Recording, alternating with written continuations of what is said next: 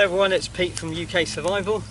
Today this is my first video and I'm going to be talking to you a little bit about what survival is and what bushcraft actually is. There's a lot of videos out there and people say they're survival and they're teaching you survival skills, but actually the energy they're using and the amount of skill involved and the time it takes, that's more bushcraft than actual survival.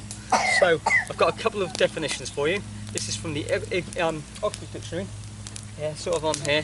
So the definition of survival is a state or the fact to continue to live or exist, typically in spite of an accident, ordeal or difficult circumstances. So in that stage, really a survival is about keeping yourself alive in a difficult situation. It could be that you're on a walk in the Welsh mountains or in the Highlands or the Lake District, you've got lost or you've got injured, and you've got to wait for rescue basically, sort of on that. Or worst case scenario, you're driving through a desert, you're broken down, your plane's crashed, your parachute, you land in the wrong place. Those are survival sort of skills, and all you're looking at there is stuff to keep you alive. Not make it really flamboyant, massive houses out of wood and things like that. This is just barely to keep yourself alive until rescue has arrived. From this then, the definition of bushcraft is the skill at living in the bush. Typically, so that is what it is. It's the skill about living in the bush. So people strive themselves on bushcraft skills. They go out, they're really good at knife work, they're really good at making fires, making shelters, purifying water. These are really good skills, and then which can really help in a survival situation. So the more bushcraft skills you know, the better well equipped you are to survive in a survival situation. So they are the two sort of things. But the main thing is survival is this up here, knowledge. The more knowledge you've got, all the little knowledge you've got, if you've got, there's a few basic principles. Okay, so there's a few basic principles you need to know in survival. Four main things. If you want to take four main things from this video, it's these four things. The first one is protection. Protection goes from everything. It's protection from heat, protection from the sun. You see the sun's actually looking at my eyes today.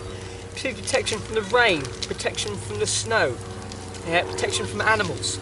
The survival situation, if you aren't protected from these elements, you will die in hours. It only takes a few hours for hypothermia to set in and then to actually kill you. Sort of on there. So the main priority is making sure you've got the right clothing, you've got the right you've got the right sort of resources or knowledge sort of come around there. If you're in the jungles or the deserts, bushes, make sure you protect lions and that sort of stuff. So protection is the first one. Second one is location. Think about where you are. If you're let's just say you're on a walk on the mountains and you're well off the beaten track and you get injured, or someone in your party is injured, you can't get them down, you've got no way of raising a signal, emergency signal. If you stay where you are and you haven't told anyone, the chances of your recovery or survival are going to be slim. So you might need to think about moving yourself to somewhere where it's more noticeable. So in a clearing, if there's loads of woodland around and you're lost, try to walk until you find somewhere clear so you can send signal fires or you can see search helicopters or aeroplanes from the sky. If there's paths or tracks sort of laid around, it might be hard to use at all, but there's more chance of survival if you're next to these paths or tracks than you are actually anywhere near in the middle of a wood line. Sort of on there itself. So, just think about, you need to be found. If you need to be found, you want to be somewhere where you can actually do it.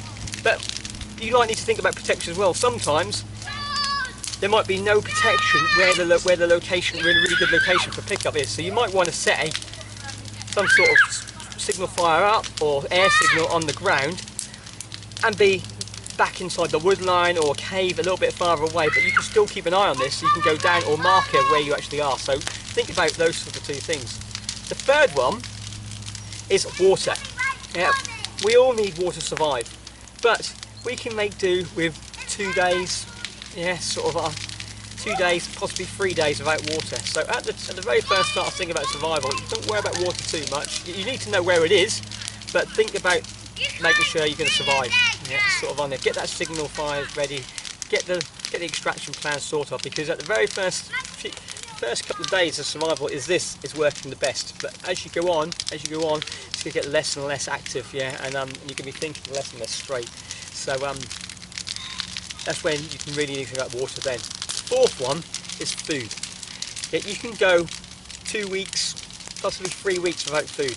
Yeah, because your body's sort of coming down. So once you've got your water sorted, hopefully most people get picked up in the first few days anyway. So the chance of being there for 2-3 weeks is very, very slim. So you can get away of not eating, or if not, you can, if you have local knowledge, you can forage food from the woods. You can forage berries. You can find small animals, set traps, and fish. You do all these things, but these are all bushcrafty sort of skills. The main thing is just getting yourself out there and finding yourself sort of coming on. So they are the 4 things. That's what I really wanted to illustrate this video sort of on there. Protection, location, water, food. Yeah, so I'm going to concentrate on my next the next 2 videos on each of those things. So the protection first, and then look at the location, water sources, how to purify water basically, and then some sort of different foods you can actually buy. With protection, fire is also an element as well, but it's down to your own skill how good you are at making fire. Yeah, can you make it really quickly and easy? Do you have stuff on you and your person? Are you well equipped when you're going out? It's all about what kit you carrying as well. So I'm going to finish off with a few little statistics. Yeah, sort of on there. I took some statistics from the mountain rescue teams in the UK. These figures are taken from 2014 in the Lake District of just people who are walking. Yeah, just to give you some idea of the rescue scenarios of which actually happens in our country. So in 2014 in the lakes there were 299 incidents where a mountain rescue team had to call out, and during that time they rescued 359 people. Out of those 359 people, 171 of these were uninjured. They were just lost, disorientated, not really knowing where they're going. 180 of these people were injured, and 8 of these people were actually fatalities. Yeah, so just gives you some idea, yeah, of how dangerous our own mountain ranges actually are. Out of that, in perspective, climbers who actually go to these mountains knowingly what they're going to do, there was only 12 people in 2014 rescued, where 11 were injured and 1 fatal. That was due to possibly falling off the rock faces. But a lot of these first few figures were people going out wearing the wrong footwear, the wrong clothing, and that sort of stuff. Right, I'm going to talk about an extract about Steve Stratford, a Lieutenant Commander from the Royal Navy and his survival instructor, a bit like myself in the Army. He wrote a little passage in 2015 about some survival situations, or some instances what happened on Mount Snowdon in Wales. So Mount Snowdon is the highest peak in Snowdonian National Range. Having climbed and walked on top of these mountains, a very popular landmark for myself on various routes, I see the attraction of wanting to take up the challenge. On a clear day, from the view of the summit is truly wonderful, and a train can take you to the summit even if you wish.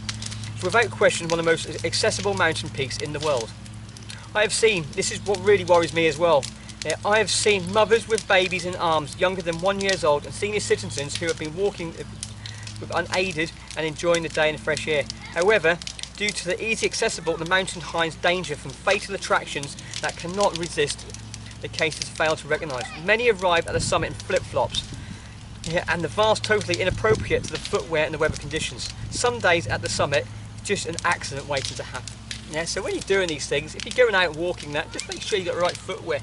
I went to Thorpe Cloud with my children a few weeks ago, and a few months ago. I've done a video, I'll link it to this one as well. And there's people walking up Thorpe Cloud in trainers and flip-flops. I think, come on people, yeah, think about it. It's going to injure yourselves, not just you, but other people. Now, during the last 8-day period at the beginning of the Snowdon Range, it took 4 people's lives, including 2 brothers who were training for an Ironman endurance event. The most high-profile death recent years was a police chief constable, Michael Todd, found near the summit with a part-empty bottle of alcohol face down in the snow. Just a 42-year-old man, and also just a 42-year-old man was rescued for the 2nd time in 5 months. On both occasions, he was found lucky that other walkers and passers-by near the mountain railway. Each of these stories tell the tragedy, face and challenge will never go away, but part argument is the mountain killed him, Or did they? Or giving people respect and deserved support and planning conditions? In nearly all cases, mountains did not kill them. There's a fall or trapped in the face of incoming death. The verdict was death from hypothermia. So there we are, death from hypothermia. Protection. Make sure you keep yourself warm, and that doesn't happen to you, and you can keep all those sort of things in the back of your mind, and you're going to go out and survive. So protection, location, water, food. Be prepared. Make sure you got the right kit, but also have fun. Enjoy yourself in the mountains. They're a wonderful place. And thanks again. See me in my next video. I'll be talking about how to build some basic shelters and keep you alive with the aid of fire. Thanks again.